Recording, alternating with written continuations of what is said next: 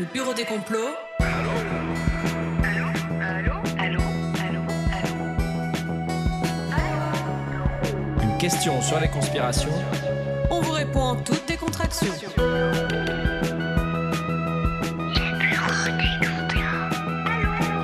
C'est un complot, j'appelle le bureau. Peters et Jacobs, le bureau des complots. Ah bonjour Peters. Oui, bonjour Jacobs. Eh bien, vous êtes déjà au travail. Puis vous avez l'air bien concentré, hein. C'est-à-dire que j'écris à notre direction. Je ne suis pas content, ils vont m'entendre, moi je vous le dis. Comment ça, il y aurait un complot contre vous? Très drôle, moquez-vous. Non, je ne suis pas content de la manière dont cette institution traite le problème de ma place de parking. C'est ma 5e lettre et pas de réponse. Allons, voyons. Tout le monde sait que vous venez à bicyclette, Peters. Vous n'avez même pas de voiture. Mais est-ce que c'est pour cela que quelqu'un peut se garer sur ma place? C'est la mieux orientée par rapport au soleil, la plus proche du bâtiment. Oui, mais elle est libre. La nature a horreur du vide. C'est comme les conspirations, vous savez, hein, dès qu'il y a un bout d'histoire qui manque, les gens cherchent à le combler, hein, quitte à inventer des choses. Ici c'est pas pareil. Je ne dis pas que ce sont les extraterrestres qui garent leur soucoupe sur ma place de parking. Eh bien, merci de préciser, hein. Mais qui est-ce alors? Ah bah voilà qui est un mystère. C'est un gros 4x4 noir avec une plaque minéralogique étrange. Ah, voilà qui effectivement est bien mystérieux, Peters. Eh bien, sachez-le, il n'y a qu'une personne à qui cela pourrait correspondre. C'est notre directeur. Ah Eh oui, voilà encore un mystère résolu en somme. oui, enfin bon, en même temps, hein, c'est vrai que ce serait bête que personne n'utilise cette place de parking. Ah, vous redevenez raisonnable. Eh bien, voir le rebelle se soumettre à l'autorité, voilà qui n'est pas pour me déplaire. Bon, ça va. Bon, et donc, si on consultait le répondeur plutôt. Oui, c'est parti. Vous avez un nouveau message. Oui, le bureau des complots, c'est Franck de Jean Blou. Voilà, je veux vous parler des Illuminati. Vous savez, ceux qui dirigent le monde. Ils sont partout, vous avez remarqué? Avec leurs signes, l'œil et la pyramide, là. C'est vrai que, quand on regarde de près, leurs symboles sont à tous les coins de rue, même à la télé. À ce qui paraît, les stars de la chanson ou du cinéma, les politiques, tous, ils font partie de cette secte secrète, vous comprenez? Moi, j'aimerais en savoir plus. Enfin, c'est vrai ou pas, cette histoire d'Illuminati? Merci de votre travail. Ouah, eh bien, ce Franck, voilà un homme qui doit pas être le seul à se poser cette question. Bien, on est là pour y répondre, non, hein? Franck a sans doute besoin qu'on lui éclaircisse un peu les idées. Et puis les Illuminati représentent un phénomène de société incontournable. C'est presque la théorie du complot la plus présente dans notre pop culture. Si pour les plus de 50 ans, souvent les Illuminati, c'est un concept assez vague, pour les jeunes générations, c'est tout l'inverse. Ça oui, hein, le mot Illuminati est presque devenu un synonyme de complotisme. Et avec l'avènement d'Internet, ces Illuminati ont colonisé les esprits. Alors, comme certains ne savent pas encore ce qui se cache sous ce nom, eh bien tout simplement, les Illuminati, c'est l'élite de l'ombre qui dirige le monde. De siècle en siècle, de conspiration en conspiration, ces Illuminati régneraient sur la planète entière. Ce pouvoir occulte serait infiltré partout, dans toutes les sphères de décision et d'influence, dans les réseaux politiques et économiques. Ils sont au sommet de la pyramide. Selon les complotistes, la marque des Illuminati est partout autour de nous. Le signe le plus emblématique, c'est évidemment l'œil de la Providence. Et si vous êtes observateur, vous l'avez sûrement vu, à plusieurs endroits cet œil, inscrit dans un triangle ou surmontant une pyramide entourée de rayons lumineux. Issu de l'Antiquité égyptienne ou grecque, cet œil de la Providence est au fronton de pas mal d'édifices religieux, mais aussi par exemple visible dans la Déclaration des droits de l'homme et du citoyen de 1789 ou sur le billet de $1 américain. Voilà donc un symbole religieux ou ésotérique qui serait, selon cette théorie du complot, la preuve de la mainmise des Illuminati sur notre civilisation. Mais ce qui donne du grain à moudre aux conspirationnistes, c'est que le mythe Illuminati, aussi surprenant que cela puisse paraître, possède des racines historiques incontestables. Exact. Il est né d'un ordre secret né dans l'Allemagne des Lumières au XVIIIe siècle, l'ordre des Illuminés de Bavière. Jacobs, si nous commencions par là. Naturellement, j'allais même vous le proposer. Le bureau des complots. Adam Weishaupt, l'homme à l'origine du mythe Illuminati, est né en Bavière en 1748 dans une famille juive. Tout jeune, il perd ses parents et il est recueilli par un professeur de droit à l'université, un ancien collègue de son défunt père, Mais ce n'est pas la misère, attention, hein, il est quand même baron. Weishaupt est précoce. Dès ses 5 ans, son tuteur, aussi connu pour ses accointances franc-maçonnes, l'initie aux théories philosophiques françaises et allemandes des Lumières. Il entre chez les jésuites à 7 ans et il se montre particulièrement brillant. Après le lycée, Adam Weishaupt intègre l'université où il étudie le droit et se passionne pour les religions classiques, mais aussi les rites et la mythologie de la Grèce antique. Diplômé en 1768, il quitte la religion juive pour le protestantisme, condition obligatoire pour obtenir un poste de professeur. Bénéficiant de l'appui de son tuteur, qui est au passage Saed, directeur de son université, il est engagé et devient le seul membre de l'équipe enseignante qui n'est ni clerc ni jésuite. Un peu de piston donc, mais aussi beaucoup de talent. Oui, Weishaupt éblouit par sa personnalité alternative et son ouverture d'esprit, dit-on. Le jeune professeur multiplie les débats en public avec ses étudiants sur les sujets les plus controversés de son temps. Il devient de plus en plus populaire et va même jusqu'à fumer du cannabis avec les élèves. Weishaupt défie les règles de son époque, on le comprend. Il rêve d'en finir avec l'obscurantisme. En quête d'idéal, il décide de rejoindre les rangs des francs-maçons. Mais rapidement, la tiédeur des débats sur la question religieuse le dérange. Il souhaiterait, lui, substituer à l'emprise de l'Église, qui est évidemment assez forte sur les francs-maçons à cette époque, la connaissance de soi, le développement personnel et cet esprit critique qui lui est cher. Car il s'agit bien de cela avant tout. Combattre sans merci et à la racine les anti-lumières, représentés pour lui par les religieux. Weishaupt, qui a une véritable passion pour l'occulte, reproche également aux francs-maçons leur manque de discrétion. C'est vrai qu'il ne se cache pas forcément d'en être. Alors que lui rêve plutôt d'un groupe qui cultiverait le mystère. C'est pour cette raison qu'à 28 ans, entouré d'une dizaine de disciples, il fonde ce qu'il appelle l'ordre secret des Illuminés de Bavière. Nous sommes là en 1776. Et comme s'il fallait signifier qu'il est bien porteur d'idées révolutionnaires pour son époque, Weishaupt adopte le surnom de Spartacus. Mais attention, il ne veut pas d'un petit club, il voit les choses en grand pour ses illuminés. Weishaupt commence par construire de toutes pièces une généalogie mythique avec d'anciennes sociétés secrètes de l'Antiquité. Il copie aussi certains rituels initiatiques grecs et romains et conçoit une hiérarchie et des grades pour ses illuminés. Bref, de quoi donner l'impression d'être le dépositaire de secrets millénaires. D'un point de vue politique, Weishaupt, évidemment, cherche à faire entendre ses idées ultra-radicales. Les Illuminés déclarent vouloir entreprendre des réformes globales pour remettre à plat l'ordre et la hiérarchie sociale afin de favoriser l'émergence d'une nouvelle élite progressiste qui remplacerait à terme l'aristocratie existante. Le bureau des complots. Alors prenons un moment pour se replonger dans le contexte de l'époque. Dans la deuxième moitié du XVIIIe siècle, la franc-maçonnerie a explosé dans toute l'Europe depuis 50 ans. Mais ils ne sont pas les seuls. Il faut se rendre compte qu'il y a à cette période une vraie mode. Tout le monde veut créer ou adhérer à un groupe de ce genre. Ouais, c'est assez incroyable. Des sociétés secrètes où se mélangent philosophie des Lumières, ésotérisme et pseudosciences poussent comme des champignons un peu partout. Les Illuminés de Bavière ne sont qu'un groupe parmi d'autres. Et pourtant, par leur radicalisme, ils vont vite parvenir à se faire pas mal d'ennemis. Et c'est le cas, en premier lieu, avec les francs-maçons. Pour eux, les Illuminés de Bavière apparaissent de plus en plus comme le groupe concurrent à abattre. Surtout lorsque des responsables maçonniques découvrent avec effroi que des membres illuminés, en premier lieu Adam Weishaupt, se sont infiltrés parmi eux en secret sous de fausses identités au sein de plusieurs loges allemandes. Cette stratégie d'infiltration, c'est une idée de celui que Weishaupt a pris comme bras droit, Adolf von Knigge.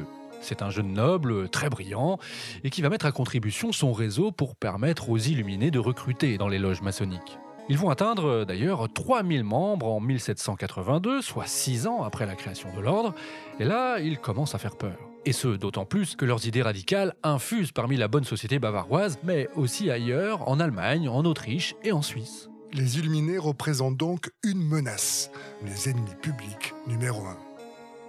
Les rumeurs vont bon train. Les Illuminés sont accusés de fomenter un coup d'État. La réaction du gouvernement bavarois est immédiate. L'ordre est purement interdit en 1785. Les Illuminés sont alors considérés comme des criminels, ils sont punis par des peines très lourdes, plus particulièrement les recruteurs. Et si ce fameux ordre des Illuminés de Bavière est alors officiellement dissous, Adam Weishaupt tente de résister. Et dans la clandestinité, il parvient à réunir en secret quelques dizaines de membres pendant plusieurs mois. Mais ça ne dure pas. Le petit groupe d'illuminés se disperse. En tout cas, c'est à ce moment-là que les historiens académiques perdent la trace de la confrérie. Nous commençons donc à mieux comprendre comment s'est construit le mythe Illuminati depuis le XVIIIe siècle. À l'origine, ce n'est qu'un petit cercle ésotérique, rival des francs-maçons, qui fait trembler la bonne société avec ses idées radicales. Mais très vite, les Illuminés ont été accusés de tous les maux jusqu'à leur dissolution. Dès sa création, l'ordre a donc été la cible de rumeurs et de fantasmes. Et si 10 ans après leur naissance en Bavière, c'est déjà la fin de son histoire, la légende des Illuminés, on va le voir, va se poursuivre jusqu'à aujourd'hui. Une question sur les conspirations ? Le bureau des complots. Seulement une dizaine d'années après sa création, l'ordre des Illuminés de Bavière disparaît dans l'obscurité. Adam Weishaupt, le fondateur de cet ordre, est réduit au silence. Il doit s'exiler et il trouve refuge chez le duc de Saxe, lui-même un ancien membre des Illuminés, qui va l'héberger. Et dans la ville de Gotha, au nord de la Bavière, dans le cadre douillet que lui offre son prestigieux bienfaiteur, Weishaupt va couler une vie paisible. Et pendant plus de 40 ans, il se consacrera à l'écriture jusqu'à sa mort à 82 ans en 1830. Et jusqu'à la fin de sa vie, il continuera de défendre l'expérience des Illuminés. Mais jamais il ne laissera penser ou il insinuera dans ses ouvrages que l'ordre des Illuminés de Bavière a survécu à la répression. Et donc, c'est là que ça devient très intéressant pour nous. Les fantasmes, qui déjà accompagnaient l'existence de cette confrérie secrète, ne vont pas cesser quand elle disparaît. Selon certains, l'ordre aurait même survécu dans l'ombre. Le premier à émettre cette idée est un certain Ernest August von Gockhausen. Et le moins que l'on puisse dire, c'est qu'il ne perd pas de temps, car il émet cette idée au moment même où on est supposé avoir perdu toute trace de la confrérie, c'est-à-dire cette même année, 1786, avec son livre « Révélations sur le système politique cosmopolite ». Gockhausen, c'est un peu le père du conspirationnisme. C'est un fonctionnaire d'État, ancien officier prussien et franc-maçon, comme il est presque de coutume à cette époque. Pour lui, c'est très clair, les Illuminés de Bavière ont infiltré les rangs de ses frères francs-maçons dans toute l'Europe. Et le plus grave, c'est que tous les espions n'auraient pas été démasqués. Pour Gockhausen, un complot maçonnique sera à l'origine, dit-il, d'inévitables révolutions mondiales, renversant la noblesse et l'autorité de l'Église. Mais derrière ce complot, ce sont bien les Illuminés qui seront à l'œuvre. Et le complot est d'envergure. Gockhausen écrit ainsi, je cite, « Un complot est en cours et son avancement est tel que ni la monarchie ni l'Église ne pourront en réchapper. » Je vous rappelle qu'il écrit ça seulement 3 ans avant la Révolution française. L'ouvrage de cet homme est fondateur et il jette vraiment les premières lignes du complotisme. Et circulent alors toutes les rumeurs les plus folles. Paradoxalement, avec leur disparition, les Illuminés sont encore plus dangereux et suspects. De ce point de vue, leur supposé passage à la clandestinité n'est pas un signe d'affaiblissement, c'est tout le contraire. Selon les conspirationnistes de l'époque, être invisible, cela fait aussi partie du plan. Et oui, quand on dissimule son identité, c'est vrai que tous les fantasmes sont possibles. C'est d'ailleurs ça la nouveauté. Pour dominer le monde, il faut rester tapis dans l'ombre. Ceux qui semblent avoir le pouvoir ne l'ont pas, le vrai pouvoir est ailleurs. Et ça, c'est une idée qui devient de plus en plus en vogue à la fin du XVIIIe siècle. Et en France, à la fin des années 1790, alors que l'on est près de 10 ans après le début de la Révolution française, le nombre de personnes qui croient à cette théorie augmente de manière vraiment significative. La disparition de la royauté, le chaos révolutionnaire, le traumatisme de la terreur ont fait voler en éclats tous les repères. Et donc, on cherche des responsables. Et c'est ainsi que l'on en vient à pointer les Illuminés. Pour preuve, il y a alors toute une littérature qui se développe, avec beaucoup d'ouvrages, de pamphlets pour dénoncer les conspirations de l'ombre. Il y a un personnage incontournable dans cette frénésie, nous sommes obligés de l'évoquer, Jacobs, c'est l'abbé Augustin Baruel. Baruel est un ardent défenseur du catholicisme et de la monarchie. Lorsque la Révolution française éclate en 1789, il fuit en Angleterre pour échapper aux persécutions contre le clergé. C'est là qu'il commence à écrire ses théories sur les véritables causes de la Révolution. L'abbé Baruel publie en 1798 les Mémoires pour servir à l'histoire du jacobinisme. Ce livre va faire date. Il dénonce un complot mondial impliquant les philosophes des Lumières, la franc-maçonnerie et les Illuminés dans l'organisation de la Révolution française.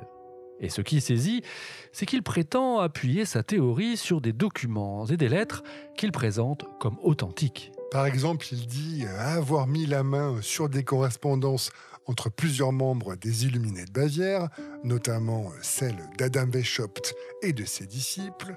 L'une de ces lettres qu'il mentionne révélerait même les objectifs des Illuminés, à savoir détruire la monarchie et la religion, infiltrer l'ensemble des sociétés secrètes. Bref, c'est explosif. Un régal pour qui a la fibre conspirationniste.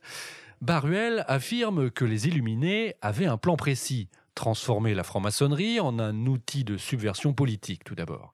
Il cite notamment le cas du Grand Orient de France, qui aurait été totalement infiltré par les agents illuminés. Puis, il prétend que les grands événements de la Révolution, comme la prise de la Bastille ou l'exécution de Louis XVI, étaient en réalité des étapes prévues à l'avance. Pour lui, rien n'était spontané.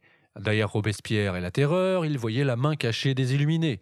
Mais cette époque post-révolutionnaire est quand même fascinante, parce que finalement, la peur nourrit l'imaginaire. On voit du complot partout et on en débat, on argumente. Et donc, c'est dans ce contexte qu'un professeur d'histoire naturelle, un Écossais nommé John Robison, prétend apporter lui aussi de l'eau au moulin du complot des Illuminés. Robison sort en 1798 un livre intitulé « Les preuves d'une conspiration ». Et sous la plume de Robison, les Illuminés deviennent les Illuminati. Ils ne sont plus seulement bavarois, mais les ferments d'une menace globale contre la liberté. Robison est à ce moment l'un des premiers, voire même le premier, à développer l'idée d'un gouvernement mondial. Et John Robison, lui aussi, dit avoir des preuves solides de ce qu'il avance. Pour ajouter du crédit à sa théorie, il s'appuie sur les découvertes d'un agent secret écossais comme lui, qui s'appelle Alexander Horne. Un sacré personnage, celui-là. C'est un moine bénédictin qui a un poste d'attaché à l'ambassade britannique de Munich, en Bavière donc. Fantasque et libertin, oui, c'est l'époque, on peut avoir la soutane et être fantasque et libertin. Horne a ses entrées dans tous les salons de la noblesse. Il défend l'idée que la Révolution française est la première étape d'un plan plus vaste mené par les Illuminati, et ce, dans toute l'Europe. Et même au-delà, car Robison rapporte que selon son agent secret, certains Illuminati auraient en fait traversé l'Atlantique. Ils se seraient implantés aux États-Unis pour travailler à la mise en place de ce fameux gouvernement mondial qu'ils veulent imposer à tous. Donc pour Robison, les Illuminati ont infiltré le gouvernement américain, et ce, dès l'origine. Sûr de son fait, Robison envoie même un exemplaire de son livre, donc Les preuves d'une conspiration, au premier président des États-Unis d'Amérique, George Washington. Son ouvrage est accompagné d'un message personnel que l'on pourrait résumer en une question: les Illuminati ont-ils pris le pouvoir, cher président? Et ce qui est étonnant, c'est que ce message ne va pas rester lettre morte. Une correspondance débute entre les deux hommes. George Washington nie être un membre des Illuminati, mais dans une lettre datée du 25 septembre 1798, une lettre conservée à la librairie du Congrès, il écrit cette phrase étonnante. Je cite, « Ce ne fut pas mon intention de douter que les doctrines des Illuminati se soient propagées aux États-Unis. Au contraire, personne n'est plus certain de ce fait que moi. » Incroyable. C'est le moins que l'on puisse dire. Cela montre à quel point cette théorie du complot Illuminati, c'est quelque chose qui est vraiment dans l'air du temps. On le voit là au sommet de l'État avec George Washington, mais on peut le voir aussi au niveau de l'opinion publique. Chez les citoyens américains, beaucoup y croient. Finalement, la théorie du complot Illuminati est née en même temps que la démocratie moderne. C'est comme si les deux allaient de pair, en fait. L'idée que le gouvernement américain aurait été infiltré par les Illuminati n'a rien de nouveau. Finalement, elle est aussi vieille que le gouvernement lui-même. Et c'est ainsi que, de fil en aiguille, 30 ans après l'indépendance, une frange de l'opinion de plus en plus significative va considérer que les pères fondateurs des États-Unis ont tous été corrompus par les Illuminati.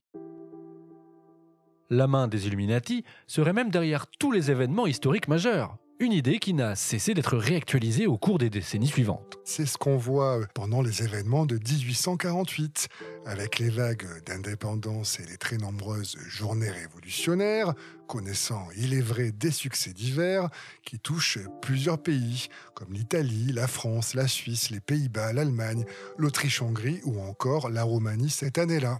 Là aussi, derrière ces tentatives de renversement des régimes et ces déstabilisations, ces changements de pouvoir, se cache un complot Illuminati qui vise, comme en 1789, à l'anéantissement de la monarchie et du christianisme. Et ce n'est pas fini. À la charnière du 19e et du 20e siècle, les mouvements communistes et anarchistes progressent partout et l'action violente s'impose comme le moyen de prendre le pouvoir. Et c'est ainsi qu'en moins de 10 ans, de nombreux assassinats politiques sidèrent les opinions publiques. Là encore, la liste est impressionnante. L'impératrice d'Autriche en 1899, Humbert Ier, roi d'Italie, en 1900, le président américain McKinley en 1901, le grand-duc Serge de Russie en 1905, ou encore le roi et la reine du Portugal en 1908. Et pour les conspirationnistes, chacun de ces assassinats porte la marque des Illuminati. Et c'est avec cette même logique que l'on va expliquer que la Première Guerre mondiale, la révolution soviétique, puis l'arrivée d'Hitler au pouvoir sont encore l'œuvre des Illuminati. J'ai une question sur les complots. Le bureau des complots. À l'issue de la Seconde Guerre mondiale, avec les débuts de la guerre froide, la tension ne retombe pas, bien évidemment. Capitalisme contre communisme, tout oppose les deux idéologies triomphantes qui s'affrontent et engendrent dorénavant une angoisse viscérale, existentielle au cœur du monde libre. Aux États-Unis, le climat de paranoïa culmine avec le macartisme et un homme issu de cette génération et de ce contexte bien particulier va remodeler le complot Illuminati. Cet homme, c'est un certain Myron Kureval-Fagan. Myron Kureval-Fagan, au début des années 60, est un scénariste et un réalisateur vivotant à Hollywood avec des films à petit budget. Il est connu pour ses opinions politiques très controversées. Il baigne en fait dans le milieu de l'extrême droite américaine, conspirationniste, libertarienne et bien sûr anticommuniste. Depuis la fin des années 50, Fagan sort un film tous les ans sur l'infiltration communiste. Pour cet acharné, les purges du macartisme ne sont d'ailleurs pas allées assez loin. C'est une obsession chez lui. Il effectue beaucoup de recherches personnelles jusqu'en 1967 où il affirme avoir les preuves que les Illuminati préparent la plus imposante de leurs conspirations. Pour cela, l'ordre aurait infiltré, selon lui, toutes les officines de l'État et les médias. Alors, il décide de diffuser sa découverte avec les moyens de son époque. Ah mais mon cher Peters, je dois avoir ici un de ces vinyles. Écoutons-le. The enemy, meaning the one world conspirators, the Illuminati, are infiltrated into every phase of the various nations' affairs. There are similar secret Illuminati organizations in France, Germany, and other nations operating under different names. Eh bien, les Illuminés sont infiltrés dans toutes les affaires de la nation. Il en existerait aussi en Allemagne et en France et même ailleurs. Voilà une superbe archive, Jacobs. N'est-ce pas, hein ? Ce qu'on vient d'écouter, eh bien, c'est un extrait d'un des 3 disques vinyles que Fagan a enregistré en 1967. Et il révèle donc qu'une conspiration Illuminati est en cours et qu'elle a pour but, cette fois-ci, de faire sombrer les États-Unis dans le chaos. Point essentiel, Fagan modernise l'image du complot Illuminati en intégrant de nouveaux acteurs à la solde de l'ordre secret, comme la CIA. Mais si cette idée revient sur le devant de la scène et qu'elle peut circuler aisément sur des disques, elle n'est pas encore partagée par un large public. Pour cela, il faut attendre les années 90 pour que la théorie du complot Illuminati connaisse sa mue finale. Jusqu'ici, les Illuminati complotaient pour prendre le pouvoir et détruire l'ordre établi. Dorénavant, c'est une toute autre conception qui va dominer. Une perspective finalement radicalement différente. Les Illuminati ont désormais pris tous les pouvoirs, leur plan de domination du monde a atteint son but ultime. Et donc, s'ils continuent de comploter, c'est pour le conserver, le pouvoir. Ce n'est plus à la menace communiste, mais au contraire à l'oligarchie financière issue de la mondialisation qu'il va convenir désormais de les assimiler. De la Banque mondiale à l'OMC, des Nations unies à l'Union européenne, on parle alors d'instances jugées non démocratiques et qui sont à l'œuvre pour abattre la souveraineté des nations et concentrer les pouvoirs dans les mains d'un petit nombre. Et derrière, bien sûr, les propagateurs du complot y voient toujours la main des Illuminati. Au début du XXIe siècle, les choses s'accélèrent encore. Le 11 septembre, puis la guerre en Irak, la surveillance sur Internet, les recherches sur le génome, les nanotechnologies, l'intelligence artificielle, pour quelques personnes en mal de polémique et de notoriété, c'est autant de preuves d'un complot d'envergure mené par les Illuminati afin de parvenir à un contrôle sans cesse plus étroit sur la population. La réalité a désormais dépassé les fictions les plus dystopiques. Nous sommes désormais bien loin de la Bavière du XVIIIe siècle qui a été le berceau des Illuminés de Bavière. Ils n'ont duré que 10 ans, mais leur disparition a permis aux récits les plus extravagants de prospérer. Oui, au fil du temps, la théorie du complot des Illuminati s'est étoffée, de la Révolution française à la Première Guerre mondiale, en passant par la création des États-Unis. On retrouverait partout et toujours la marque des Illuminati. Et le complot Illuminati est devenu planétaire, à l'image du monde qu'il prétend décrypter. Et selon les conspirationnistes, les signes sont là. Il suffit d'ouvrir l'œil. Les stars ne seraient pas que des figures publiques, elles seraient les visages masqués des Illuminati, et plus elles brillent sous les projecteurs, plus l'ombre du soupçon s'épaissit autour d'elles. Une question sur les conspirations ? Le bureau des complots. Et voilà maintenant que la pop culture s'empare du sujet avec des livres et des films comme Ange et Démon, la suite du célébrissime Da Vinci Code de Dan Brown. De quoi populariser encore un peu plus ce groupe occulte. Alors le pitch d'Ange et Démon, en plein conclave pour élire le successeur du défunt pape, le Vatican se retrouve au bord d'un séisme. Les Illuminati ont enlevé les 4 cardinaux favoris pour l'élection et ils menacent d'en tuer un par heure avant minuit, moment auquel la cité papale sera détruite par une bombe. Sacré Dan Brown, à mon avis, Jacobs, ce n'est pas la dernière fois qu'on le croise au bureau des complots. En tout cas, en touchant le grand public, le complot des Illuminati réactive des codes qui étaient jusqu'alors ceux du satanisme. On peut même voir ça dans des dessins animés. Si je vous disais qu'il existe un film d'animation intitulé Trump contre les Illuminati, sorti en 2020. Et quel est le pitch de ce film qui semble, à en juger par son titre en tout cas, si savoureux? Je vous le conseille, Jacob, accrochez-vous. 1000 ans après notre époque, des scientifiques chinois ont créé un clone immortel de Donald Trump. Celui-ci survit à la destruction de la Terre et mène la race humaine au combat contre les forces Illuminati et satanistes. Eh bien, il y a des scénaristes qui n'ont peur de rien. En tout cas, cela montre que les Illuminati, c'est le méga complot par excellence où s'agglutinent les fantasmes les plus fous. Et les stars de la chanson ou d'Hollywood, enfin toutes ces personnalités sous les projecteurs, sont soupçonnées soit d'être des Illuminati, soit d'en être des marionnettes. C'est souvent là que tout commence. Une phrase un peu ésotérique, un regard appuyé, un triangle avec les doigts. Il n'en faut pas plus pour que les chasseurs d'Illuminati flairent une piste. C'est ainsi que Beyoncé et Jay-Z sont régulièrement désignés comme membres des Illuminati. On leur prête une allégeance occulte, visible à travers leurs clips fourmillant de symboles ésotériques et de références satanistes. Évidemment, c'est totalement gratuit. Concrètement, rien ne prouve ces accusations. Ce matraquage visuel alimente la croyance que l'industrie du divertissement est un outil de manipulation des masses, imposant des idéaux destructeurs sous leur large sourire, Justin Bieber, Miley Cyrus, Bono, Angelina Jolie, Céline Dion, Björk ou encore le basketteur LeBron James, tous Illuminati. Et toutes ces célébrités sont accusées d'introduire des rites sataniques dans leurs performances. Les Grammy Awards, le Super Bowl ou les événements publics dans lesquels elles se montrent sont interprétés comme autant de célébrations occultes. Et puis, rassurons-nous, en Belgique aussi, on a nos Illuminati, comme Jean-Claude Van Damme. Eh oui, chez Van Damme, certains ont vu des signes. Ces discours sur l'énergie, l'univers, les puissances invisibles. Pour certains, ce sont des envolées lyriques façon New Age. Pour d'autres, c'est la preuve d'une connexion avec un ordre occulte. Et comme toujours, une image floue, un geste ambigu, une citation sortie de son contexte, et hop, Van Damme devient, plus qu'un acteur, un messager cosmique infiltrée par les Illuminati. Le bureau des complots.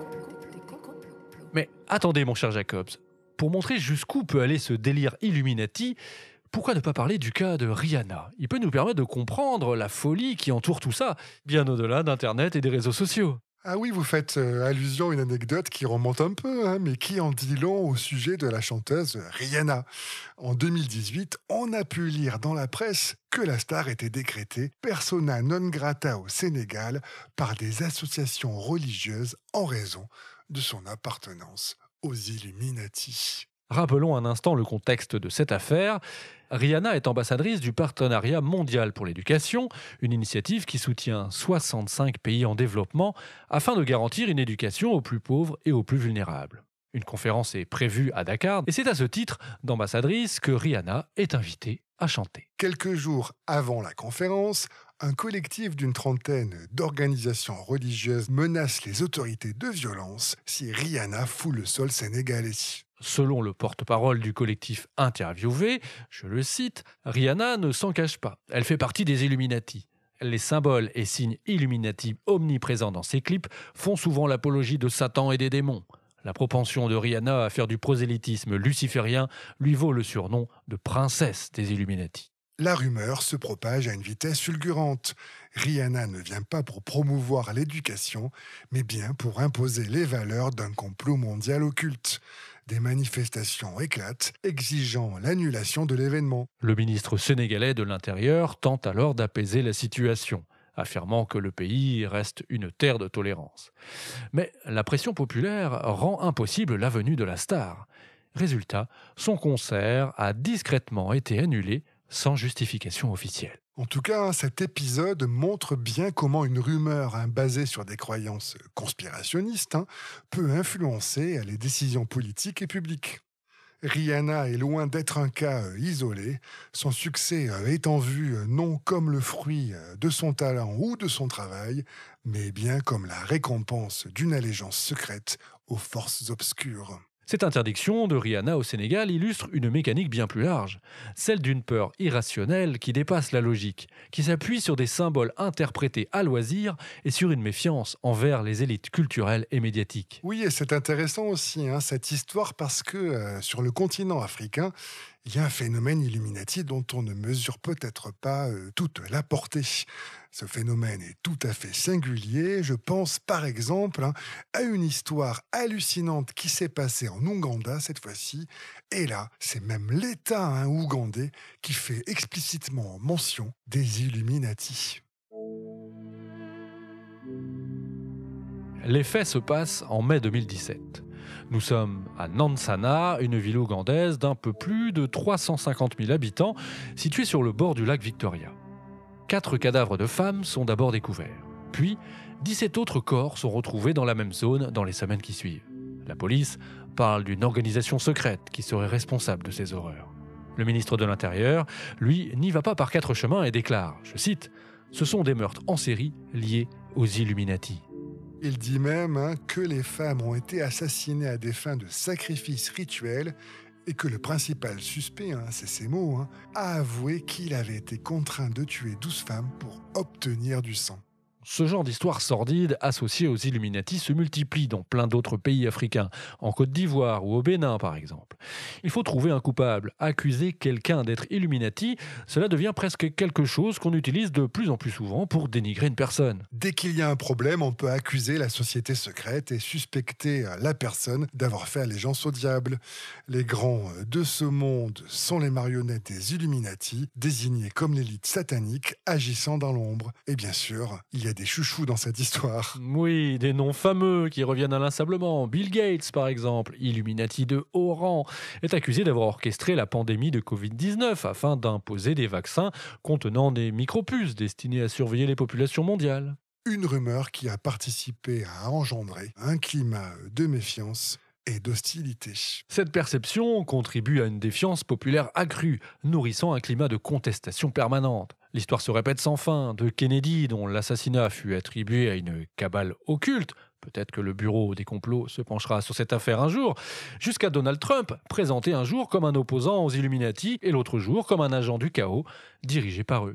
C'est ça, hein, chaque événement majeur se transforme en terrain fertile pour ces récits, alimentant la paranoïa et fragilisant le rapport au réel. Stromae, dans sa chanson intitulée Bâtard, y fait même allusion. Preuve, si nous en avions besoin, que les Illuminati font partie de notre culture. Vous permettez que je cite Stromae, bien que ça ne soit pas vraiment ma tasse de thé. Et cela me surprend, mais cela me fait très plaisir. Allez-y. Alors j'essaye de déchiffrer les paroles que j'ai ici. T'es veuche ou bien t'es barbu, conspirationniste Illuminati, mythomaniste ou vendu? Jacobs, vous devriez faire de la scène, c'est évident. Vous pensez que j'ai, certains... Non, pas encore. Un peu de travail. Et puis ajouter aux Illuminati, tout ça est vertigineux. Alors avant de tomber, je propose de conclure.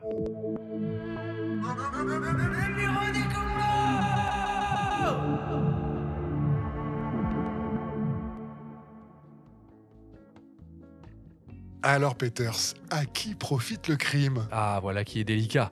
Mais pour résumer, je dirais à ceux qui font commerce de la peur. La théorie du complot des Illuminati fait partie de ce que l'on appelle les méga-complots.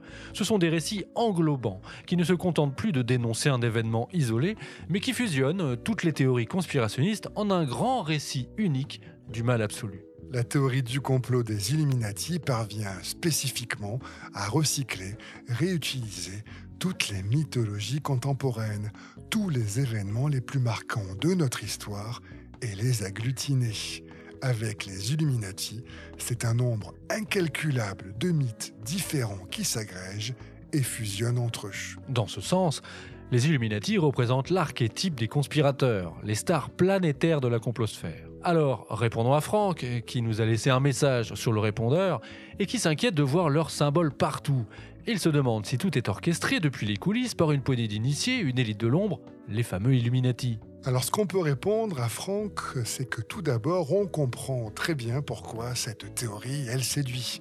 Un monde complexe, imprévisible, c'est angoissant, mais si finalement tout est contrôlé, alors tout a un sens, même dans le chaos. Alors, est-ce qu'un groupe qui s'appelle Illuminati tire vraiment les ficelles? Non. Mais est-ce qu'il existe des réseaux d'influence puissants, discrets, opaques? Bien sûr que oui. Et tant qu'il y aura des inégalités, des crises et cette impression que les décisions se prennent loin du peuple, les Illuminati resteront un symbole, un masque, une métaphore. Et vous savez quoi, Jacobs? Cela me fait penser à une maxime. Je suis tout oui. Eh bien écoutez, au bureau des complots comme ailleurs, l'œil voit parfois ce que l'esprit est prêt à croire. Une référence à l'œil d'Horus? Eh oui. Vous nous gâtez, Peters. Allez, à très vite pour une nouvelle conspiration et d'ici là, vous qui nous écoutez, ne croyez pas tout ce que vous entendez. Non, appelez plutôt le bureau des complots. Ça, c'est vraiment le bureau des complots. Peters et Jacobs, à votre service.